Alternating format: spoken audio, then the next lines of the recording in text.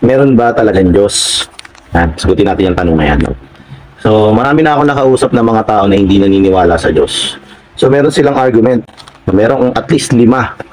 Ang unang argument nila, kasi is to believe. Yan yung sinasabi nila. Yun yung pinaka number 1 na argument ng mga hindi naniniwala sa Diyos. Yung pangalawang argument nila, no, kasi meron daw theory of evolution. So, dahil nga hindi sila naniniwala sa Diyos, so, naniniwala na lang sila dun sa theory of evolution. Yan, yun yung pangalawa. So, yung pangatlo, no, na kung meron talagang Diyos, sino yung lumikha sa Diyos? Yun yung pangatlong tanong. So, yung pang-apat na tanong nila, bakit hindi lang tayo kausapin ng Diyos ng direktsahan? Magpakita siya sa atin para sabihin niya na siya yung Diyos, para maniwala kami. Yun ang sabi. At yung panghuli na sabi sa akin, ano, na kapag hindi ko nahawakan o nahihipo yung Diyos, walang Diyos. Yun sabi sa akin. So, yan, sagutin natin lahat ng tanong na yan, yung 5 tanong na yan. Okay. So, ngayon, yung to see is to believe, no, balik tayo sa history, no. Noong unang panahon, yung mga tao, hindi sila naniniwala na yung earth ay bilog. Ang paniniwala ng mga tao noong unang panahon, yung earth flat lang yan, isang flat lang. So, yung mga naniniwala lang, ang earth ay bilog, ay yung mga taong sumasiliksik nung kalangitan. Kasi nakikita nila na yung araw, yung buwan bilog. So, may theory sila noon na baka bilog lang ang earth. Noong 1500s, noong panahon ng 1500s, si Magellan, inikot niya yung mundo. Meron siyang expedition, no, at nakita niya na yung mundo ay bilog. Dahil sa panahon natin ngayon, alam naman natin na ang earth ay bilog. So, kapag ngayon sinabi mo na ang earth ay patag pa rin, ano, actually meron pa rin mga taong gano'n, no? Pero lack of education, yun yung tingin sa kanila, no, na baaring hindi nila tinitignan yung scientific explanation, tumitingin na lang sila sa kanilang sariling paniniwala. Kapag ang tao ngayon ay naniniwala na ang earth ay patag, hindi siya bilog, so they lack of education. At sa panahon ngayon, majority ng mga tao ay naniniwala na ang earth ay bilog sa kadahilanan na sila ay naedukahan. Alam na nila. No, kapag sinabi mo ngayon na hindi, ang earth ay flat, ibig sabihin ikaw ay kulang sa kaalaman. Yan. So, hindi ibig sabihin na hindi mo nakita noong unang panahon na ang earth ay bilog, hindi ka na maniniwala na ang earth ay bilog. Tama? Ito isang katunayan lang na hindi ibig sabihin na hindi mo nakikita na ang earth ay bilog, hindi ka na maniniwala na ang earth ay bilog. Dahil nakikita mo lang ay puro kapatagan, nakukonclude mo na ang earth ay patag. Ayan. Ikukwento ko sa inyo yung kwento ng palaka. Yung palaka sa loob ng balon. Yan. Akala niya na yung mundo ay isang bilog lang na liwanag. No, akala niya yung mundo yung loob na ng balon. Kasi yung buong buhay niya, doon lang siya lumaki, hanggang sa doon na siya nagkaroon ng mga pagkain, siya kumakain, doon siya nabubuhay. No? So akala niya yun lang yung earth. Until one time, nakaalis siya ng balon. Pag alis siya ng balon, doon niya natuklasan na yung mundo pala ay maganda. Merong mga damo, may ecosystem, at iba-ibang klase yung makakain niya, no? Ngayon, tayo, kung ang iniisip natin ay walang Diyos, baka kailangan lang natin umalis doon sa balon na kinalalagyan natin. At makita natin, no, na hindi pala ako dapat mapako sa ganitong klase ng paniniwala. Yan. So, yung ikalawa nating sagot, atom. Yung atom, na-discover siya noong 1800s ni John Dalton. Si John Dalton, no? Hindi ibig sabihin, before 1800s, walang atom. Yung atom, hindi mo naman nakikita ng mata mo yan. Pero yung atom, nag-i-exist yan. Hindi dahil sa hindi mo nakikita yung atom, ay wala ng atom. Bago ka pa ipanganak, meron ng atom. So, bago pa yung 1800s na yan, no? Meron ng mga atom. Kaya kapag sinabi mo na hindi ka maniniwala, ibig sabihin, hindi ka pwedeng maniwala sa atom. Kasi hindi mo siya nakikita.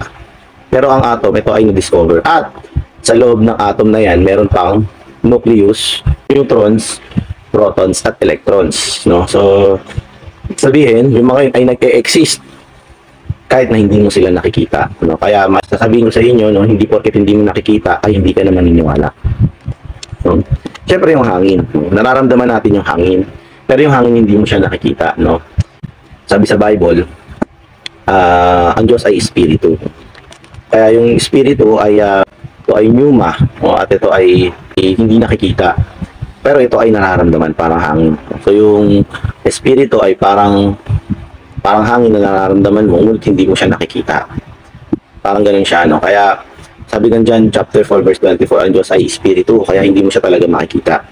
Pero hindi ibig sabihin na dahil hindi mo nakikita yung hangin at hindi mo nakikita yung espiritu ay hindi na siya umiiral. Kaya ngayon yung pag-ibig, ko din tanong yun, no? Kung hindi ka naniniwala sa mga bagay na hindi mo nakikita, no, paano na lang yung pag-ibig? No, kailangan ba sabihin mo sa asawa mo, pwede ko bang buksan yung utak mo para makita ko kung ako ba yung laman ng isip mo o ako yung iniibig mo? Bubuksan ko yung puso mo para makita ko yung pag-ibig mo? Saan ba nakalagay ang pag-ibig na yan? So hindi porket hindi mo nakikita yung isang bagay ay hindi ka na maniniwala, no? So yung ibig sabihin, yung pag-ibig nararamdaman siya, diba? Nararamdaman yung pag-ibig. So hindi porket hindi mo nakikita yung pag-ibig ay hindi ka na maniniwala. Hindi basihan yung ating mata para masabi mo na yung isang bagay ay umiiral o hindi. Okay? So yung gravity naman, si Isaac Newton, na-discover niya noong 1665 to 1666 yan. Yung gravity, si Isaac Newton. No? So hindi ibig sabihin na noong before 1600s ay wala ng gravity. Yung gravity, ito ay umiiral na. Ito ay naging law. No? At ito ay, syempre, pinag-aaralan na rin. So, punta tayo dun sa ikalawang argument, yung theory of evolution. So, dati kasi atheist ako dati. So, dati isa rin ko sa pinaniniwalaan ko nun. Sabi kasi nun, merong nebula. Yung nebula, biglang sumabog, yung Big Bang Theory na. Pagsabog ng nebula, nagkaroon ng Earth. At yung Earth, sa loob ng Earth, may tinatawag tayong amoeba. Yung amoeba, napunta siya sa lupa, naging hayop, at eventually yung hayop naging tao, theory of evolution. Nung yung amoeba, napunta siya sa hangin, naging mga ibon siya. Yung amoeba, nung napunta sa tubig yan, naging mga isda, yan. So yun nga, so yung amoeba na napunta sa lupa, naging hayop, at yung hayop ay naging tao. Ayan. So ngayon, ang tanong ko ganito, no? Ibig sabihin, lahat ng bagay sa ganong klase ng paniniwala ay nangyari by a chance. May chance lang na nangyari yan, ano? Pero, kung tatanungin natin, no, kung yung chance na yan ay merong katotohanan, ay lahat ng mga scientists, lahat ng mga matatalinong tao na nag-aaral ng ating environment, alam nila na lahat ng bagay ay nasa order. Sa order, di ba? Pakita natin yung solar system. Pero nakikita natin na umiikot din eh. Umiikot yung mundo, umiikot yung araw, umiikot yung buwan. Mayroon silang orbit, mayroon silang axis, at hindi sila nagbabanggaan, ano? Bukod doon, yung ating pwesto, yung pwesto ng Earth, nasa perfectong posisyon siya. Kung titignan nyo yung North at South Pole, ito ay nag-yellow, di ba? So, ibig sabihin, kapag lumayo yung Earth, magiging yellow yung buong mundo. Kapag ang Earth naman ay lumapit, tingnan nyo yung equator. Diba? Napakainit sa equator. Kapag lumapit pa yung Earth, masusunog yung Earth sa araw. Ito ay nagpapakita lang na yung Earth ay nakaposisyon sa perfectong posisyon dahil sa tinatawag nating order. Kapag sinabi mo kasi na by chance lang yung nangyari, wala yung order. Imposible na magkaroon ng order by chance, no? So sabihin natin na lang na gusto kong gumawa ng isang maliit na upuan, yung miniature lang na upuan, may miniature. Ngayon, sa loob ng box, meron diyang maliit na martilyo, may maliit na pako, may mga maliliit na piyesa ng upuan na pwedeng bumuo ng isang upuan, diba? Ngayon, nilalagay ko sila sa isang box, tapos yung box imimix ko. Siguro bigyan kita ng isang taon, imix mo yan. Tignan natin kung may mabubuo ka dyan. No, pero sigurado ko na wala kang mabubuo. Kasi kailangan, para makabuo ka ng isang miniature na upuan na yan, kailangan niya na may magdi-design, kailangan dyan na may magko-construct, kailangan na may magke-create, kailangan may gagawa dyan. So, kapag yan ay iaasa mo by a chance, imposible yan mangyari. No?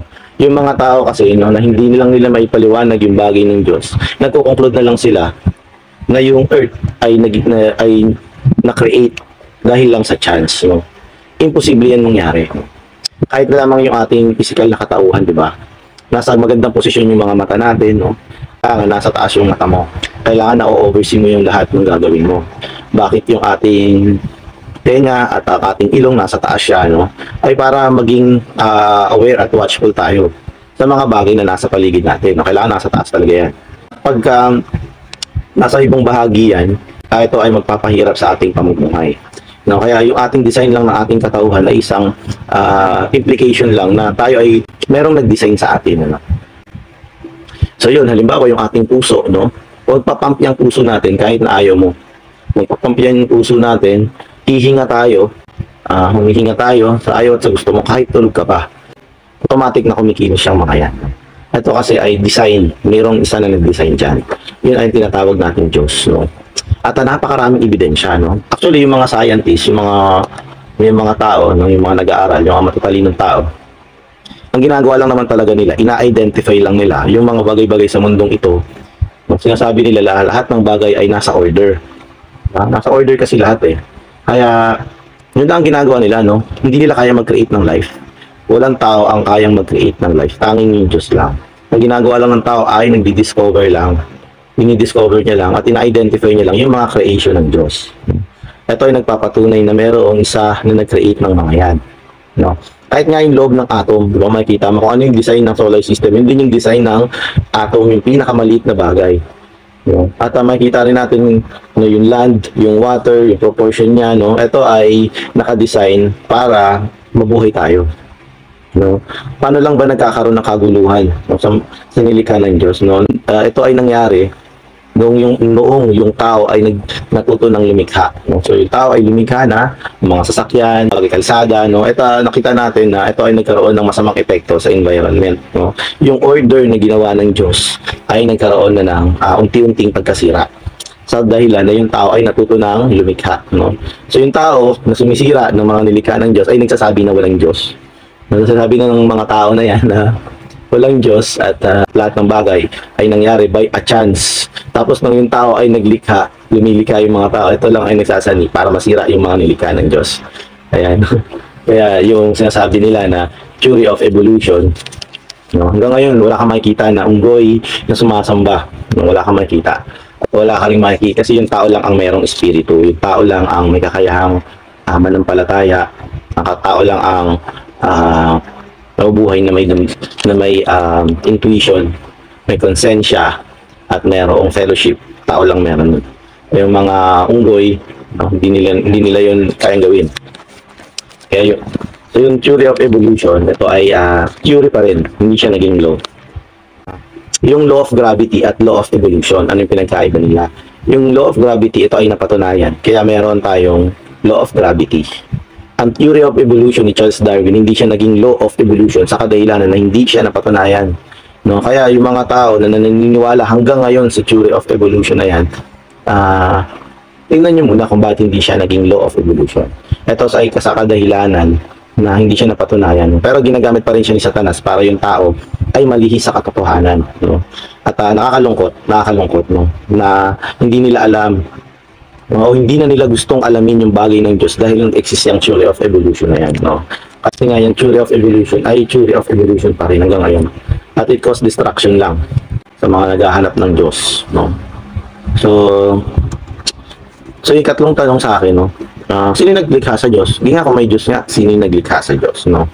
At kung meron man Diyos, yung Diyos naman ng Biblia, ang hirap naman niyang intindihin kasi sinasabi niya, no, ay nandito, tapos nandun sa ibang lugar, no? Omnipresent siya, no? Omnipresent. Paliwanag mo sa akin kung ano yung mga bagay-bagay ng Diyos. Napakahirap kasi niyang unawain. Sino yung lumikha sa Diyos? Yan yung tanong, no? Pero kasi tayong levels of life. Like, unang life natin ay plant life. So, sumunod na life ay animal life. Yan. At ang ikatlong life natin ay human life. Pero meron pang sumunod na life doon. Divine life. So, tree of life. Ito ay nagpapakita na merong mas mataas na life sa tao. Meron tayong consciousness sa mga life na mas mababa sa atin. For example, yung plant life.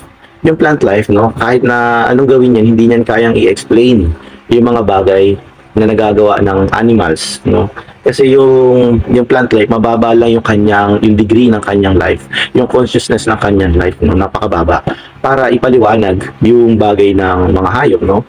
So ngayon yung mga hayop, alam nila i-identify yung halaman. Kinakain pa nga nila yan eh. No? Kaya nilang i-identify whether or not makakalasod sa kanila o hindi, no? alam nilang i-identify yan kasi mas mataas yung degree ng life nila, yung consciousness ng life nila compare dito sa plant life, no? Pero yung animal, imposible niyan malaman, no? Hindi niyan kayang i-grasp itong mga taong ito na nakakagawa ng cellphone, itong mga taong ito na nakakagawa ng sasakyan, nakakagawa ng mga kung ano-anong constructions, di ba? Hindi niyan kayang i-explain dahil sa baba ng life na meron sila. Ganyan yung sa animals. Pero tayo mga tao, kaya natin i-explain yung animals, kaya natin i-explain yung life, kahit yung ating mga sarili, tayong mga tao, kaya natin i-explain yan. Napakarami ng doktor, di ba, sa katawan natin. No? Kasi nga, kaya i-identify ng tao yung ating sarili at yung mga life na mas mababa sa atin. Pero imposible natin i-grasp yung bagay ng Diyos. Bakit? Kasi mataas yung life niya. No? Sabi ng Diyos, no, yung Diyos kasi na pinaniniwalaan ko, pinaniniwalaan natin ay yung Diyos ng Bible. Yun yung ating pinananampalatayanan.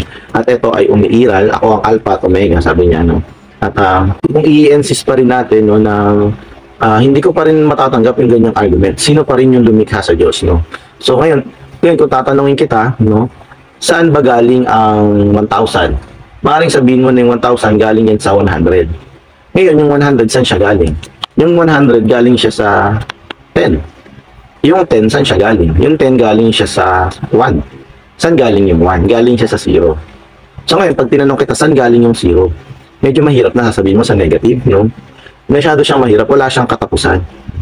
Ngayon, ngayon, ganyan din sa ating Diyos, no? Hindi porket hindi mo kayang i-explain kung sino yung lumikha sa bagay nito, wala na rin lumikha. Supposedly, meron ngang lumikha sa Diyos. Halimbawa lang. Halimbawa nga minimum. Ngayon, nahanapin din natin kung sino yung lumikha doon sa lumikha na yun, di ba? So, wala rin siyang katapusan, no? So, ganitong klase ng argument ay magpapatunay lang na bandang huli na meron ding lumikha, di ba? Yung Diyos na ina-explain ng Biblia, no? At pinapakita sa atin ng Biblia na siya ay umiral sa kanyang sarili at umiiral magpakailanman. Ayan. So, yun yung sagot doon sa sino yung lumikha sa Diyos. Ayan. So, yung ika-apat na tanong, no? At hindi tayo kausapin lang ng Diyos para sabihin niya na ako yung Diyos. So ngayon, since yun nga ako ay isang Kristiyano at ako ay naniniwala sa Diyos na ina-explain ng Biblia. So pinapakita sa atin na yung tao kasi sobrang makasalanan yan. So makasalanan siya at hindi lang siya basta makasalanan, siya ay kaaway ng Diyos. So kung makikita natin yung eksena dun sa Exodus chapter 20 verse 19, makikita natin doon na yung mga Israelita, no, na kinausap sila ng Diyos. Nung kinausap sila ng Diyos, takot na takot sila, no, para silang mamamatay, no, para silang mamamatay. Kasi nung kinausap sila ng Diyos, no, nag-appear yung Diyos sa kanila na para silang hinusgahan. No, kaya natatakot sila. Halimbawa, nagkaroon tayo ng kasalanan sa batas, halimbawa. Tapos, yung gobyerno, gusto tayong kausapin. Pero itong usap niya, may mga bagay lang siya na gustong sabihin sa atin. Di ba natatakot tayo? Kapag halimbawa, mga kriminal tayo, halimbawa. Kasi yung gobyerno, nung kausapin natin, iniisip natin na ipe-persecute tayo nitong government kasi nagkaroon tayo ng offense against the government. Ganun yan, di ba? Kaya, ganun din yung principle din ng Diyos. No? Yung Diyos kasi, nasa trono siya. At yung trono, ang tronong ito ay makatuwiran. No? So, itong trono na ito, kapag ikaw ay lumapit dyan, no, hindi ka makakalapit kung ikaw ay makasalanan. Ang Diyos ay banal, ngunit tayo ay makasalanan. Ang Diyos ay malaki, ngunit ang tao ay maliit. No? Kaya talaga, yung Diyos, may kailangan siyang gawin para makausap niya tayo ng direkta. Ano nangyari? Ano yung nangyari? Ang nangyari, yung Diyos ay naging tao. Hirap yung kanyang pamumuhay. Pinanganak nga lang siya sa sabsaban. Ang pangalan niya ay Jesus. No? At nung siya ay namuhay, no? Namuhay kasi siya anak lang siya ng karpintero, no? At yung tao, alam niyo yung ginawa ng tao, pinapako sa krus. Bakit? Kasi sinasabi niya na siya yung Diyos. Babasahin natin yung Book of John, yan. Makikita natin kung paano niya pinakita na siya yung Diyos. Tapos, yung tao hindi naniwala. Ang ginawa ng tao, pinapako yung Diyos na yan, no? Kaya kung sasabihin natin, bakit hindi tayo kausapin ng Diyos? Ginawa niya na yun. No, kasi dati, nung sa lumuntipan, nung nagsalita siya sa tao, yung tao ay, it appears sa tao na para silang ginajudge, no? Natatakot sila. No? Hindi nila kayang maramdaman yung presensya ng Diyos dahil sa kanilang nature na makasalanan. Ngayon, yung Diyos naging tao para niya makausap yung tao. Naging tao rin siya, kaya lang pinapako naman ng tao yung Diyos na ito. At nung pinapako itong, alam niyo nangyari after mapako, 70 AD, nung nawala yung temple. No, dito sa Roman Emperor na si Titus, yan, natake niya yung Jerusalem, no. Yung nagkaroon ng war at nawala yung temple. After mawala ng temple, later on nawala na rin yung bansa nila, yung Israel nawala. So nung nawala yan, na-restore lang yun ng 1948, no. Ganoon yung penalty na nangyari sa kanila na pinapako itong Diyos na ito. Kaya tayo, no, kung sasabihin natin na yung Diyos hindi naman siya nag-effort na yan. At after niya mag-effort ng yung siya naging tao, ito ay naisulat. Ito ay tinatawag natin Biblia sa panahon natin. Yung Mateo, Marcos, Lucas at John, ito ay nagpapakita ng kakatauhan ng ating Panginoong Jesus. No, na minsan, yung Diyos ay naging tao. So, basahin natin yung Biblia. Kapag sinabi natin, no, na gusto kong makita yung Diyos, no, ba't hindi siya magpakita? Tignan mo yung Biblia, diyan mo makikita yung Diyos. Kasi minsan naging tao na siya at nakipag-usap na siya sa atin. At siya ay nakikipag-usap pa rin sa atin sa pamamagitan ng Biblia. At tayo naman ay makikipag-usap sa Kanya sa pamamagitan ng panalangin. No? So kung gusto mo makipag-usap sa Diyos ng direkta, kailangan mong manalangin at magbasa ng Biblia. Kung kalima, sasabi sa akin, na tanong, na argument nila, sabi nila, kapag hindi ko nahawakan yung Diyos o nakita yung Diyos, hindi ako maniniwala. Kahit anong sabihin mo, as long as hindi ko nahawakan at hindi ko nakita, hindi ako maniniwala sa Diyos. Hindi din ako nakausap. No? So yung sabi ko sa kanya, no, supposedly merong isang krimen. Ayan. Halimbawa, pulis ka, no? Ayan, halimbawa, pulis ka. Tapos may tumawag sa'yo, tulong, gabi, yung gabi. Tapos yun, nung ikaw, duty kang pulis, pumunta ka dun sa crime scene. Pagpunta mo sa crime scene, umulan nun, nung gabi na yun, umulan. Pagdating mo dun sa crime scene, nakita mo na basag yung bintana ng bahay niyo. Basag yung bintana, tapos pagtingin mo, mula dun sa basag ng bintana, dun ang galing yung mga footprints. After na nakita mo, merong may gulo-gulo yung gamit. Gulo-gulo yung gamit sa bahay. Tapos nakita mo na merong bangkay dun sa lapag. Nakita mo yung bangkay na to, merong nakatusok na kutsilyo sa puso niya. No, tapos makikita mo yung jewelry box nakabukas. Tapos wala na siyang laman. Yung itsura ng jewelry box. Bukas yung jewelry box pero wala siyang laman. Tapos may nakita kang bata sa loob. May bata sa loob. Sabi ng bata sa loob, mamang pulis, pinasok po kami ng magnanakaw. Yun yung sabi ng bata sa iyo. Ngayon, ang sabi mo naman dun sa bata, iho, hangga't hindi ko nahahawakan at hindi ko nakikita yung magnanakaw na yan, hindi ako maniniwala.